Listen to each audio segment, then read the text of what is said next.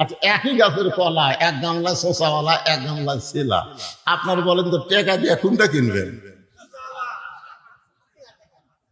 কলালা বলতে তো ভাই একই গাছের ভাই, তুই কি কলা ছিলা খাস না? ছিলাই তো খাই, তাকে থেকে ছিলা আছে খালি নিবো আর খাবো। তখন খরিদ্দার বলতে তো ভাই তুই হোক পাগলা বাসু, আমি খাওয়ার আগেও খাসে। কলালা বলতে আল্লাহর শপথ কেউ খায়নি। ধুলা খাসে, মশা খাসে, মাছি খাসে, এটা কি আর খাওয়ার উপযুক্ত আছে? ব্যাপারটা নারী যারা ব্রয়লার মুরগি তারা, জোরে বলেন কথা ঠিক কিনা? সমাজের মধ্যে সবচাইতে খারাপ হলো বেপর্দা নারী আমাদের যুবকদের চরিত্র নষ্ট করতেছে। ওমর ফারুক যে মেয়েটাকে দেখলেন পর্দানিশী সুন্দরী, মেয়েটার নিকটে গিয়ে বললেন, মা এই দুই পাহাড়ের মাঝখানে তুমি ঘুরতেছো একা একা, তোমার সামনেও কোনো মানুষ নাই, পিছনেও কোনো মানুষ নাই, তোমার অন্তরে কি ভয় ডর লাগতেছে না? সঙ্গে সঙ্গে মেয়েটা বলে, পথিক তুমি কি হযরত উমরকে চেনো? সুবহানাল্লাহ কবেন না? মেয়েটা কাকে বলতেছে? হযরত উমরকে বলতেছে। পথিক তুমি কি হযরত উমরকে চিনো?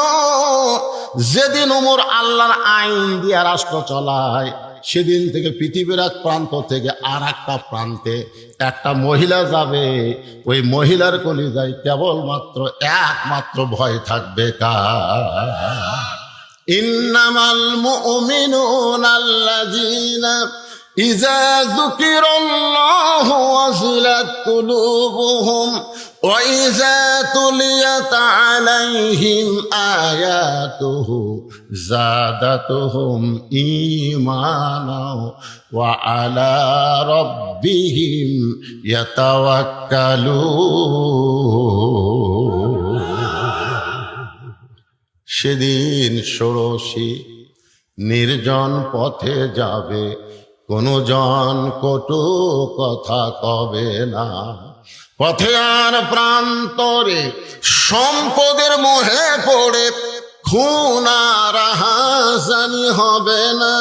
সবাই বলেন যদি মেনে চলি কোরআন, জবান খুলে বলেন যদি মেনে চলি কোরআন আর রাসূলের বিধান, সকলেই শান্তিতে থাকবে বাংলার আকাশে, কলেমার পতাকা যেদিন দুলবে। কে রে যুবক রে, এ মোবাইল মারতেছে রে, এরা যা হসে ভাই, এরকম গোসবার গেলে ওরা সরে যায়।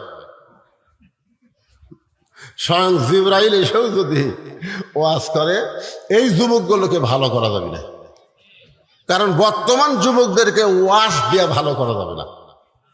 যুবকদেরকে ভালো করতে গেলে আল্লাহর কোরআনের সমাজ লাগবে। জোরে কোন কথা ঠিক?